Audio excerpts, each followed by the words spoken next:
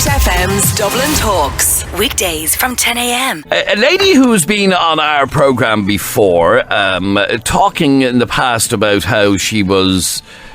she's got an intellectual disability. She talked about how she has been abused walking the streets. Well, she's contacted us again about another story that's not specifically directed at her, more at somebody else with a disability. This is an awful story.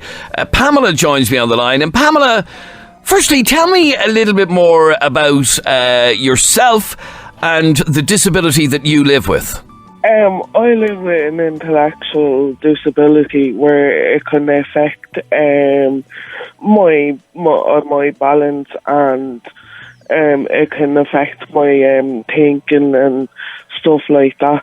I also have a mental health issue where it can cause education problems with me, but like I have achieved so much in the last couple of years.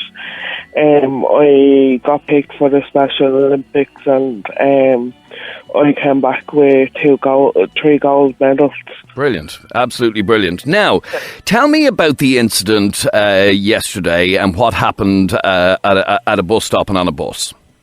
Yesterday I was standing at a bus stop in O'Connell Street, and there was this mother with a physical person in a wheelchair, and he was making like funny noises where he was trying to like probably express himself, and the mother was trying to find out what was wrong, and there was this other woman standing here, and she made I didn't hear the remark that she made a remark. So I just gave her a dirty look and I ignored it. And I think the mother was a bit embarrassed, and she was trying to get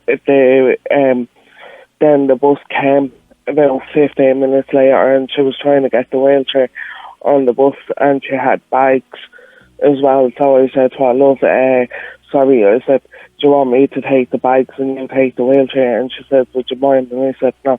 This woman just pushed past me and the woman with the fella in the wheelchair and goes, people like you should be shot. People like you should be shot? Yeah. And what do you think she meant by that? That we should be shot. It's disgraceful.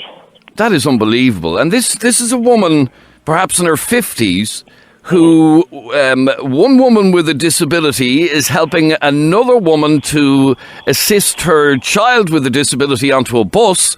Yeah. And this woman just throws a throwaway comment, you people should be shot. Yeah. And what was your reaction to that? To that, I filmed. I said, hang on a minute, for a minute. I said, if that was your son or your granddad or someone belonged to you, I said, would you like me to say that? And I said, have a bit of respect. And the bus driver said nothing. And I said, as a bus driver, I goes, this is disgraceful. I said, that you left that poor woman struggling with the wheelchair, and I was only helping her. And I said, you heard what that girl had, what comment that girl had made. I says, now you could have interfered in there. I says, but no, you didn't. I said, I am so disgusted that like this is going on. People with physical disability or like an intellectual disability is being treated like this. Like, why is it not highlighted that we're like normal people? And what did the bus driver say? He says, I can't interfere with that. And this isn't the first experience you've had like this, of people having just this horrible attitude towards people with both physical and intellectual disabilities. Tell me other experiences you've had. Yeah, I was on the phone line to you, Adrian, where that I was getting picked on and bullied and slagged constantly, remarks made against me, and I just don't know what to do or where to go anymore. Like, and does that still continue? I know we spoke a couple of times in the past, Pamela. Yeah, does that still continue? Yeah, it is continuing, but it's calmed down a bit. Like, it's not as much as it used to be. It's only when they're in gangs that they'll do it. Now, it has to be difficult enough for you and for that woman with her disabled child to cope with day-to-day life, let alone having to put up with crap like this. Yeah, it's very hard for me to, for day-to-day with me, it's not as bad as what it was like as when I was younger, because I didn't need a lot more help. But now, because I'm grown up, like, it doesn't really affect me day to day. But it can as well with my mental health. Like, that can really put like, I can go into first depression. I can like have these tantrums where I just decide where to go and smash my room up, or go and attack somebody. What do you want to say to people like that woman, and I'd like to think she's the exception to the rule rather than the rule, who have this attitude towards people with disabilities? They look down their nose on people with disabilities. What do you want to say to somebody like that woman? Just have a bit of patience and stop making remarks. Like, it's not fair. Everyone else, bar we just have a disability. So what? I was doing voluntary 3 weeks ago, and we were in Liffey Valley with one wheelchair, and another woman had come over and had sat with us on a bench, and the wheelchair user went to shake her hand, and she goes, "I don't want to shake your hand." She says, "You're a disgrace." Wow. Okay. Well, look, Pamela, it's out there. I hope that woman and other people who make negative comments like that are the exception to the rule. And thanks very much indeed for talking to us again on 98 FM. No problem. Thank you. Now, you, Jeremy, had a similar story. I'm very cut up about that.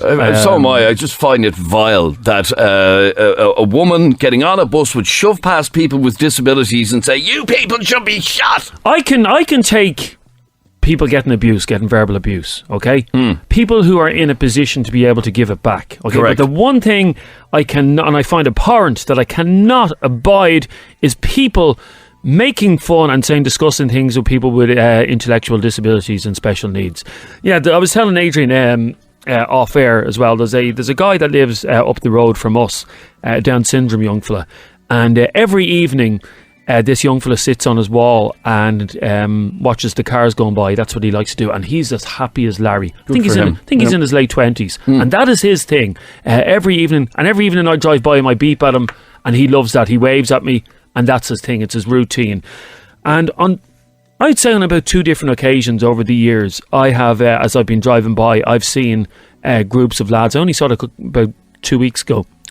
Groups of lads sneering and jeering at this Down syndrome. And what age child. are these lads? They're about 15 years of age.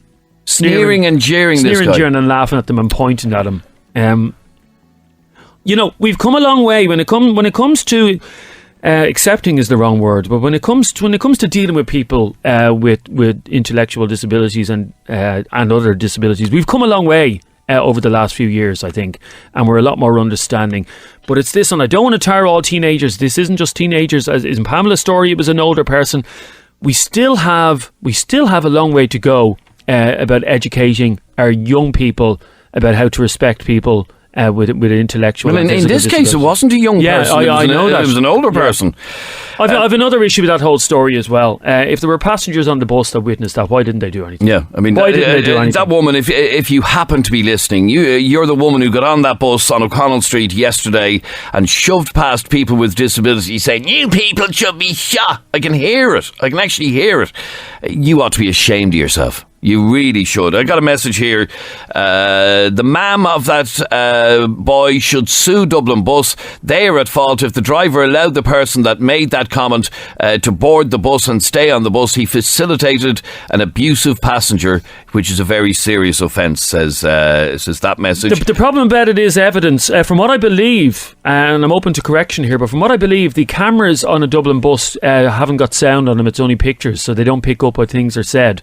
So all the recordings on a bus are literally just visual and not audio. And then another message, if I heard that old woman saying disabled people should be shot, I'd knock her out. As I have Asperger's and I have relatives who have autism, people with a view like that vile woman need to be shot. Yeah, in fact, she is the one that needs to be shot, in fairness. Yeah, we don't need people like that. And then one more message. How can a person say that to another human being? Some people are actually evil in this world. It's not her fault that she has a disability. Some people should have a heart.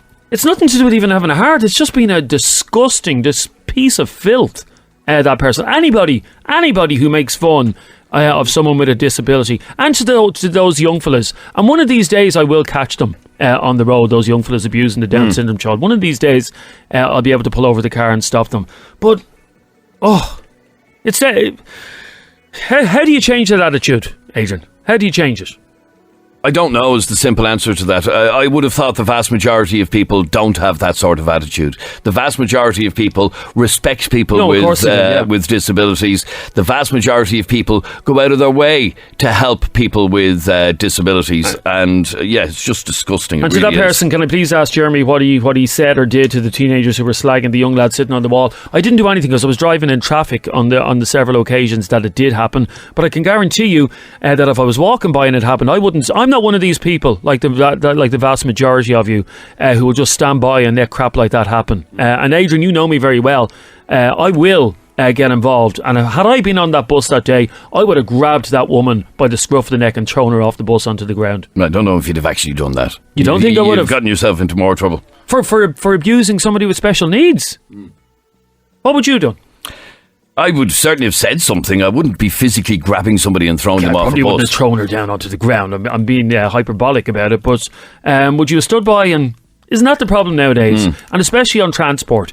We see something happening on public transport and you bury I've seen it happen myself. You bury your head in the phone. I was telling you the story just very briefly about on the Lewis Green Line one day, and my wife was coming home. It was late in the evening time, about 7 o'clock, and there was a group of young fellas on the Green Line, and they were sitting opposite a fella, and my wife was sitting on the seat on the other side, and the fella was bald.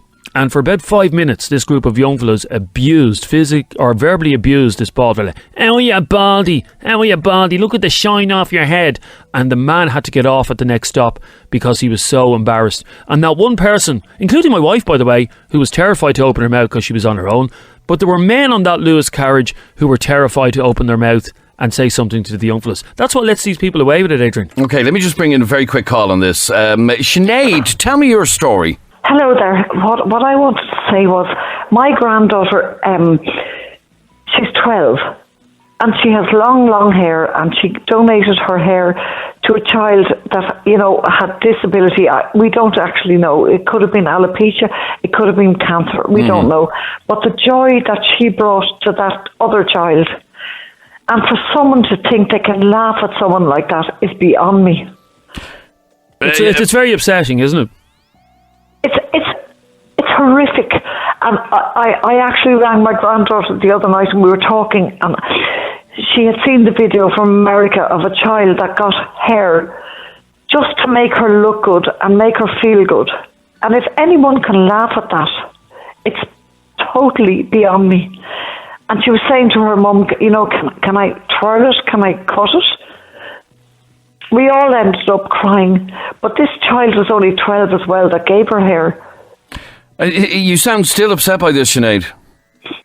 Well, I am, because I'm so emotional about the fact that my granddaughter stood there, and she stood there, we all looked at her, and she gave her whole, lot of hair, her 12 inches, to some other child who might benefit. And then you have people laughing at people like that. It's unbelievable. You're always going to get people like that, unfortunately, Sinead.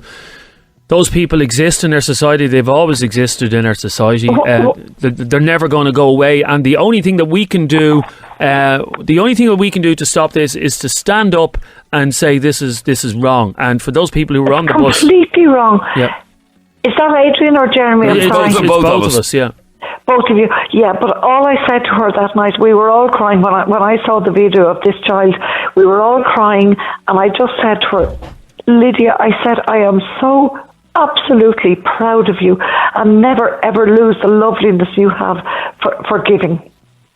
And she was crying as well, and she Like, oh God, it was so... That is just awful. It really, really is. For someone else to absolutely speak to someone like that is beyond me. Well, like I said, we wanted to air Pamela's story and yours as well, just to highlight, like, seriously, no matter who you are, no matter what sort of low life you are, have a bit of bloody respect for somebody who's living with a disability and who can't defend themselves. Yeah, exactly. Sorry, just a message about Danielle. Just to address that. Is that politically incorrect to say now? It kind of is. Yeah, you did say that. What did I say? You did say there's somebody who lives near me is a Down syndrome man or a Down syndrome boy, I said. Yeah. Really, is that offensive now? It is, yeah, it is. So you should say a boy with Down syndrome. To be honest with you, Danielle, and I know you were being pedantic. You said you weren't being pedantic. That is being pedantic. The issue here is not if the boy is Down syndrome or has Down syndrome. The issue here is the group of teenagers that were abusing him, and you should be more upset about that than which order the words are in. Is that like... You have to watch your P's and Q's. Well, you don't. 98FM's Dublin Talks. Weekdays from 10 a.m.